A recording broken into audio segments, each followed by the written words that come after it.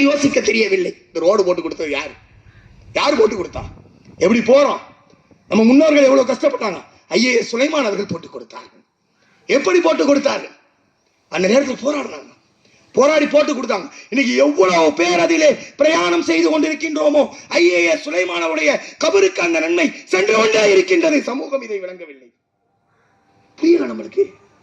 காதர் மீரா சாஹிப் போய் சென்னையில போய் நீங்க எங்க கேட்டாலும் சொல்லுவான், யார்கிட்ட அவரா அப்படின்றான். அந்த அளவிற்கு ஒரு கண்ணியத்தை சம்பாதித்து வைத்திருக்கின்றார்கள். அக்பர் அலி அவர்கள் இப்பொழுதும் இடத்திலே இருக்கின்றார்கள். மறையுது மறையுது. பெரிய ஆபத்தை நோக்கி சென்று கொண்டிருக்கின்றோம். ரொம்ப பெரிய ஆபத்து, ரொம்ப பெரிய ஆபத்து. அவனை குறை சொல்றது, இவனை குறை சொல்றதுன்னா நம்மளை விட்டுறணும். முதல்ல நம்மளை குறை சொல்லணும். நான் என்ன செஞ்சேன் இந்த சமூகத்திற்காக, நான் என்ன படித்தேன், நான் என்ன எழுதினேன், நான் என்ன செஞ்சேங்கிற ஒரு வார்த்தையை என்று நம்முடைய வாயிலே வருமோ அன்றுதான் இந்த சமூகம் சக்தி பெற்ற ஒரு சமூகமாக மாறும். ரசூல் ஸல்லல்லாஹு அலைஹி வஸல்லம் இதை மட்டும் சொல்லி முடிச்சுக்கிறேன், ரொம்ப நேரம் எடுத்துட்டேன், மன்னிக்கணும்.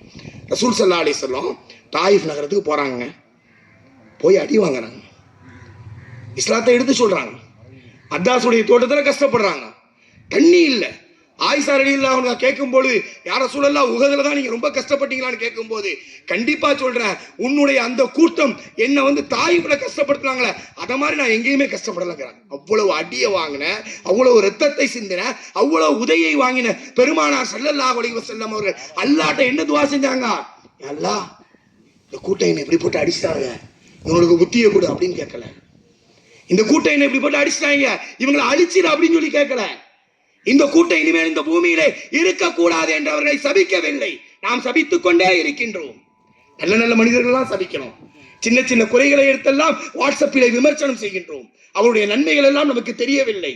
கருத்து வேறுபாடு என்பதனால் அவர்களை திட்ட தீர்க்கின்றோம். இந்த வாட்ஸ்அப் பெரிய கொடுமை பண்ணிட்டு, அவ்வளவு வேலையை செஞ்சுட்டு, அவ்வளவு கஷ்டப்பட்டுட்டு, ஒரு மரத்தடிக்கு கீழே வந்து ஜிப்ரீல் ஜபலே மலக்கு கேட்கிறாரு, இந்த 2 மலைகளை கொண்டு நெருக்கி விடட்டுமா என்று கேட்கும் போது வேண்டாம்லாம் சொல்லி பொறுமையா இருந்துட்டு ரசூல் ஸல்லல்லாஹு அலைஹி வஸல்லம் சொன்ன வார்த்தை என்ன தெரியுமா?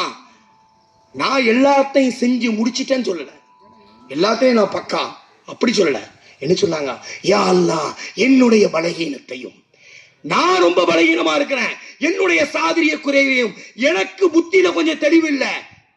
எப்படி சொல்றாங்க? தான் மீது குற்றத்தை போட்டுக் கொள்கின்றார்கள்.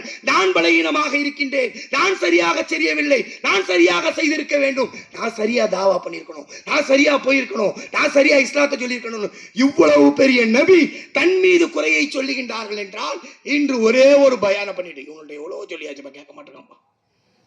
எவ்வளவு தூரத்தை சொல்றோமா இல்லையா? கண்ணியமிக்க அன்பர்களே, விஷயங்கள் நிறைய இருக்குது. நமக்கு கபர் தெளிவாக இருக்க வேண்டும் என்றால்